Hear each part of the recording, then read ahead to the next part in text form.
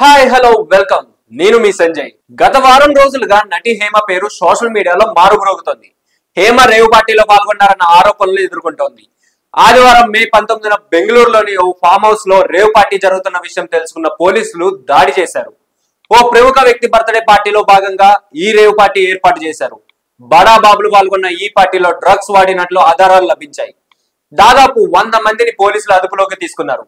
70 మంది అబ్బాయిలు 30 మంది అమ్మాయిలు ఉన్నట్లు సమాచారం. టాలీవుడ్ నటి హేమ ఈ ఇల్లీగల్ పార్టీకి హాజరైనట్లు బెంగళూరు పోలీసులు ధృవీకరించినట్లు వార్తలు వచ్చాయి. ఆమె ఫోటోను పోలీసులు విడుదల చేశారని సమాచారం. రేవ్ పార్టీకి హాజరైనట్లు వార్తలు వచ్చిన వెంటనే హేమ స్పందించారు. నేను ప్రస్తుతం హైదరాబాద్ లోని ఓ ఫామ్ హౌస్ లో ఉన్నాను. ఇక్కడ చిల్ అవుతున్నాను. నేను బెంగళూరు రేవ్ పార్టీకి వెళ్ళినట్లు వస్తున్న వార్తల్లో ఎలాంటి నిజం లేదు. అవన్నీ నిరాధారణ ఆరోపణలు. ఎవరూ నమ్మకండి అని వీడియో విడుదల చేశారు. కృష్ణవేణి అనే పేరుతో నటి హేమ ఈ పార్టీలో పాల్గొన్నారని, ఆమె బ్లడ్ శాంపిల్ రిజల్ట్ కూడా పాజిటివ్ గా వచ్చినట్లు కథనాలు వెలువడ్డాయి. హేమ మాత్రం తాను డ్రగ్స్ పార్టీకి హాజరైనట్లు ఒప్పుకోవడం లేదు. సోషల్ మీడియాలో రోజుకో వీడియో విడుదల చేస్తోంది.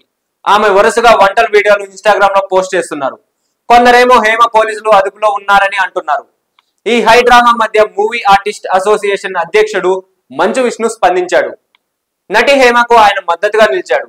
కేవలం పుకార్ల ఆధారంగా నటి హేమ మీద దుష్ప్రచారం చేయకండి. ఆమెకు ఫ్యామిలీ ఉంది. నిజ నిజాలు తెలియకుండా సోషల్ మీడియాలో ఆమెపై తప్పుడు ప్రచారం చేయడం గౌరవానికి భంగం కలిగిస్తుంది. మూవీ ఆర్టిస్ట్ అసోసియేషన్ చట్ట వ్యతిరేక కార్యకలాపాలను ప్రోత్సహించదు. హేమ తప్పు చేశారని పోలీసులు నిర్ధారిస్తే ఆమెపై ఎలాంటి యాక్షన్ తీసుకోవాలో అప్పుడు ఆలోచిస్తాము. అప్పటి వరకు హేమ విషయాన్ని రాద్ధాంతం చేయకండి అని మంచు విష్ణు ట్విట్టర్ లో రాసుకొచ్చాడు. సో ఇలాంటి మరిన్ని ఇంట్రెస్టింగ్ అప్డేట్స్ కోసం please do like, share and subscribe to our channel.